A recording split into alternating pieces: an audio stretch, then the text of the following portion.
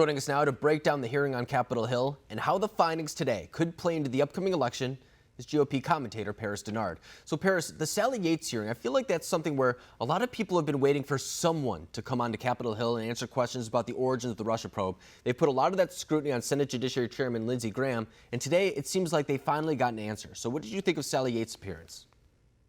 Well, look, President Trump said in a tweet, Sally Yates has zero credibility. She was a part of the greatest political crime of the century, and Biden knew everything. And he also went on to say that she leaked the General Flynn He asked if she leaked the General Flynn conversation. He wanted that to be asked her under oath. But I would tell you this. Ultimately, the American people deserve to know the truth before the election. The American people need to know exactly what happened because they need to know what they're getting if they subscribe to a Biden administration. Biden was a part of this. Sally Yates was a part of that administration. And as we know, Joe Biden made it very clear that no major decision would not happen without him being in the Oval Office with the president. So for something like this, you have to understand that Joe Biden was intimately involved in all of it. That's why it's important for the American people to get this information out now before you head to the polls in November, before early voting starts in September. That's another reason why the RNC has asked, the campaign more specifically has asked for a fourth debate.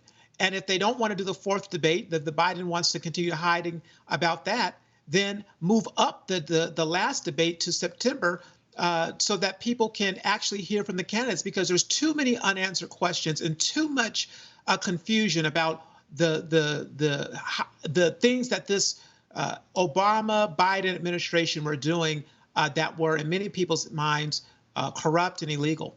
And when we talk about the Sally Yates appearance today, she did mention that Joe Biden was in that Oval Office meeting. She didn't necessarily give too many more details about that. But I think it's also worth mentioning, too, that she did throw Director James Comey under the bus a couple times, saying that he went rogue, saying that he asked her to leak documents, things of that nature. But I think it's also worth mentioning that when we talk about Joe Biden, a possible VP pick right now is also Susan Rice, the former National Security Advisor. So we could possibly have two people on the top of the ticket who are involved in these very practices that we're talking about, these nefarious practices that conservatives are making against them.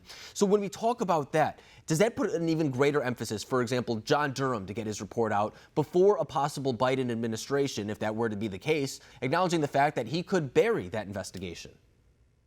Absolutely. You have perfectly surmised exactly why it's important for all of these investigations and all this information to get out. If the American people want to know about who Joe Biden is, they have to have a full examination of what he always talks about. Look at my record, man. So let's look at his record. Let's look at his time in office. That's all you have to go on, is what he did as VP and what he did in the United States Senate. And if those things are nefarious, if it smells of corruption, or there's a whole lot of unanswered questions about the rule of law and how they adjudicated the law and how they picked political enemies and went after them and attacked them and did things that were wrong, we ought to know about it before heading to the polls, because it could make a difference in the mindset of people who think one way about Joe Biden and are unaware of the actual truths about what he was in charge of, what he wrote, what he supervised, or what he condoned. And I think it's even more important to discuss this when we talk about the idea of a Biden administration, because there are questions about Biden's abilities to lead. And it's not just coming from those on the right during the primary. It was those on the left that were making the very same claims, saying there were actual questions to have about Biden's cognitive abilities. And so that has put a greater emphasis on whoever will be his VP, because a lot of people are questioning those very things that we're talking about right now, his ability to lead, whether he even agrees with the agenda that he's running on right now. So when we talk about a possible Kamala Harris's VP or a Susan Rice's VP, is that a greater emphasis this election cycle than maybe it would have been in previous ones?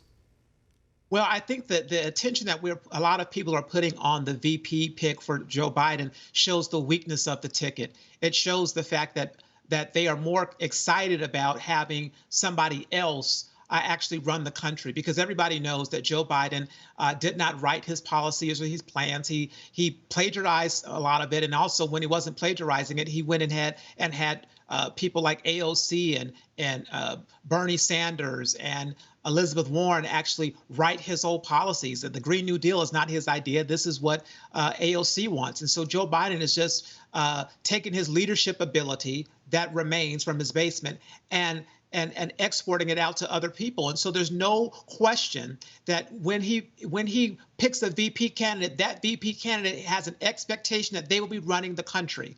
So it's very scary to have people in the short list that have been sympathizing with Scientology and sympathizing with communism in Cuba, and were responsible for a lie about Benghazi and unanswered questions about corruption and Comey.